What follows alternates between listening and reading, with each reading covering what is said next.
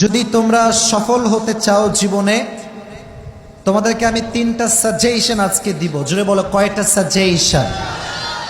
Suggestion লাইফে অনেক শুনেছো, অনেক দেখেছো, অনেক বাস্তবায়ন করেছো। আমি যা বলবো এটা অনেক বাস্তবিক হবে, আর হতেও পারে এরকম যে তুমি এর আগে হয়তো এগুলো শোনো নাই, খুবই কম শুনেছো। ক্যারিয়ারে যদি ভালো কিছু করতে চাও, 1 নাম্বার কথা মাথায় রাখবা, জীবনে আবেগ এবং মায়া এই দুইটার কোনো কিছুতে পড়া যাবে না। আমি আমার লাইফে অনেক ছেলে দেখেছি, খুব মেধাবী, খুব ট্যালেন্ট, কোনো একটা মেয়ের পাল্লায় পড়ে পুরো ক্যারিয়ারে লাল বাতি জ্বলে গিয়েছে। অতএব মেয়ে তোমার জীবনে যেমন রহমত, এই মেয়ে তোমার জীবনে গজব হয়ে যাবে যদি তুমি হারামে চলে যাও, ঠিক কিনা? আমার কথা স্ট্রেট ফরওয়ার্ড। পছন্দ হলে शादी करोगे या नहीं करोगे पहले ये बोलो। কথা বলো, ঠিক কিনা প্রিয় ভাইয়েরা? ভাল লাগলে 2 বছর 3 বছর প্রেম করে, লাস্টে গিয়ে এও ছ্যাঁকা দেয়, এও ছ্যাঁকা দেয়। লাস্টে মেয়ের বিয়ে হয় টাকলার সঙ্গে, আর যুবকটা এটা সব জায়গায় হয় না। আগেই পাগল হয়ে যাও না, সব জায়গায় এটা হয় না। আর সব মেয়ে কিন্তু সরকারি টাকলা খোঁজে না, কিছু কিছু মেয়ে চরিত্রবান যুবকও খুঁজে বেড়ায়, ঠিক না? সবাইকে এক পাল্লায় মাপবেন না। এজন্য জীবনে সফল হতে চাইলে আবেগ এবং মায়ায় পা দেওয়া যাবে। আর তোমাদের যে বয়স 18, 16, 19, 20, at this age you are very emotional, খুব আবেগী তোমরা। মনে রাখবা, আমাদের যে চয়েস এটা আমাদের জন্য ভালো নাও হতে পারে। আমাদের জন্য কোনটা বেস্ট, কোনটা পারফেক্ট, এটা আমাদের চাইতে বেশি জানে একজন। আওয়াজ দিয়ে বলো, তিনি কে? কোরআন থেকে শোনো, আল্লাহ বলছেন, ওয়াসা আন তাকরাহু শাইআন ওয়া হুয়া খায়রুল লাকুম ওয়াসা আন তুহিব্বু শাইআন ওয়া হুয়া শাররুল লাকুম। Sometimes you like a thing and you want that from your heart and you think this is the best option for me. মাঝে মাঝে কোনো মেয়েকে দেখলে মনে হয় আল্লাহ, এর মতো সুন্দরী আর কেউ হইতে পারে না, কিন্তু এর চাইতে সুন্দরী আছে না নাই? আল্লাহ বলছে, তোর জীবনে যাকে দেওয়া লাগবে, I know better than you, তোর চাইতে আমি বেশি ভালো জানি। অতএব ছ্যাঁকা খেয়ে বেকা হওয়া যাবে না, ভরসা করতে হবে একজনকে, তিনি কে? অতএব আমরা ভরসা করব, বিশ্বাস করব একজনকে। আওয়াজ দিয়ে বলেন, তিনি কে? তাহলে আবেগে পা দেওয়া যাবে? কথা কয় না, দেওয়া যাবে? আচ্ছা, যদি দিয়ে ফেলো, আবেগে এবং মায়াতে পা দিয়েছো হারাম ভাবে, মাথায় রাখবে একটা কথা, যে মানুষ জীবনে যত বেশি ঠকেছে, সে মানুষ সামনে তত বেশি এগিয়ে গিয়েছে। জীবনের সামনে আগাবার জন্য মাঝে মাঝে মন ভাঙাটাও অনেক বেশি জরুরি। যতবার মনটা ভাঙে ততবার বোঝা যায় মানুষ হচ্ছে বড় স্বার্থপর। এজন্য আমি আসিফের ব্যক্তিগত মতামত হচ্ছে, জীবনে উন্নয়ন করবার জন্য মাঝে মাঝে ছ্যাক খাইতে হয়, মাঝে মাঝে ঠকতেও হয়। আর আমি এর আগেও বলেছি, জিন্দগি মে কবি কবি আগে बढ़ने के लिए एक कदम पीछे भी जाना पड़ता है। দেখবা যখন মানুষ দৌড়াতে চায় রেস করার জন্য, দেখবা তার এক পা পেছনে থাকে, ঠিক না? কারণ যত পা পেছনে সে নেবে ততটা সামনে সে আগাবে। অতএব আজ থেকে আমাদের শিক্ষা হচ্ছে এইটা, ঠকে গেলে ঠেকে যাওয়া যাবে না, এমন একটা সফলতার চূড়ান্ত পর্যায়ে পৌঁছাতে হবে, আজ যে তোমাকে ঠেকাচ্ছে আগামী দিনে সে তোমাকে স্যালুট করতে বাধ্য হয়ে যায়, ঠিক না? তাহলে আবেগেও পা দেওয়া যাবে না, মায়াতেও পা দেওয়া যাবে না। রাজি আছো তো ইনশাআল্লাহ? একটু কন্ট্রোল করো। সেম কালারে আরো সুন্দর জিনিস অপেক্ষা করছে। কথার সাইজ বোঝা যায়? কালার সেম কিন্তু কোয়ালিটি ভালো।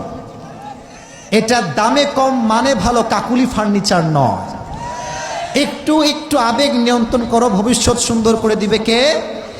তাহলে 1 নাম্বার, আবেগে পা দেওয়া যাবে না, মায়াতেও পা দেওয়া যাবে, 1 নাম্বার। 2 নাম্বারে সবার জন্য, আব্বাদের জন্য, মায়েদের জন্য, যুবকদের জন্য, মেয়েদের জন্য, সবার জন্য। নিজের স্বপ্ন নিজে দেখবা, তুমি কি হবা তুমি ডিসাইড করবা। তোমার কি এক্সপিরিয়েন্স, তোমার কি হ্যাবি, তোমার কি হবি, তোমার কি স্বপ্ন, তোমার কি ড্রিম, এটা এলাকার চাচা নয়, তোমাকে জাস্টিফাই করতে হবে। দেখবেন আজকাল আমরা যখন কোনো স্বপ্ন দেখি যে আমি ওইটা হব এইটা হব, এলাকার কিছু খালা আছে, কিরে তোর ছেলের কি খবর রে, আমার ছেলের তো চাকরি হয়ে গেল, এইটা হয়ে গেল, প্রমোশন হয়ে গেল, ঘোড়ার আন্ডা। তোমার ছেলের প্রমোশন হয়েছে, মাথায় রেখো আমার যখন প্রমোশন হবে ওটা বাংলাদেশ কাঁপতে থাকবে, ঠিক কিনা বল?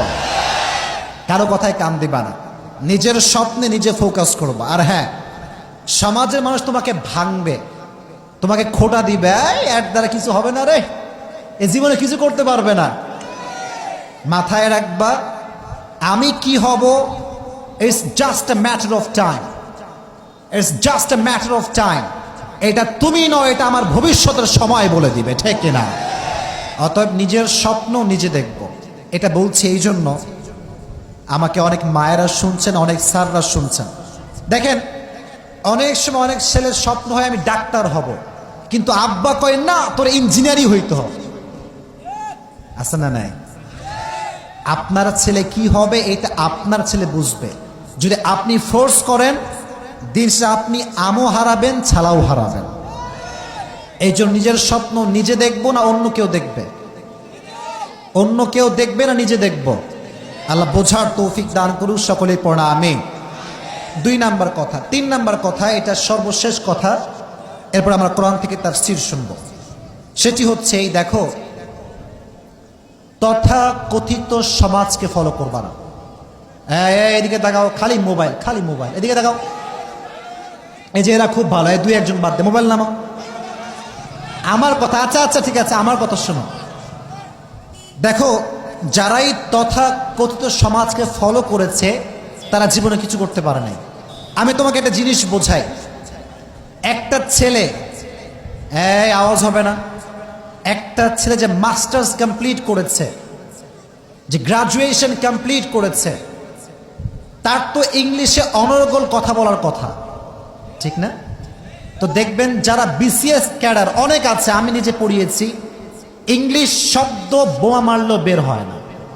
এটা আমি ক্রিটিসাইজ করছি না, এর কারণ হচ্ছে কি জানেন, আমাদের স্কুলগুলোতে কলেজগুলোতে গ্রামারকে যে পরিমাণ ফোর্স করে পড়ানো হয়, স্পিকিংকে সেই পরিমাণ গুরুত্ব দেওয়া হয় না।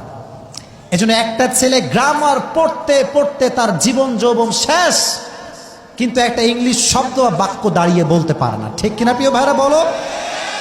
তথাকথিত সমাজ ফলো করলে চলবে না, নিজেকে বুঝতে হবে যে আমার ফল্ট কোথায়, ত্রুটি কোথায়। অনেক সময় দেখবা ক্লাস 5-এর ছেলে ইংলিশে অনর্গল কথা বলতে পারে, কিন্তু বিসিএস কারের একটা শব্দ বলতে পারে না, ঠিক কিনা বলো?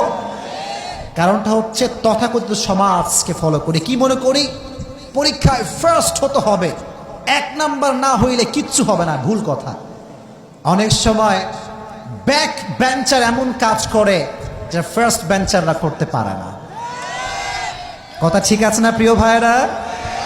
দেখবা মাঝে মাঝে পরীক্ষায় 1 নাম্বার হতো, তারা যেমন ছিল তেমনই থেকে যায়, কিন্তু পরীক্ষায় 2 নাম্বার হতো বা মাঝামাঝি ফলাফলে থাকতো, তারা লাইফে একটা পর্যায়ে ব্র্যান্ড হয়ে যায়।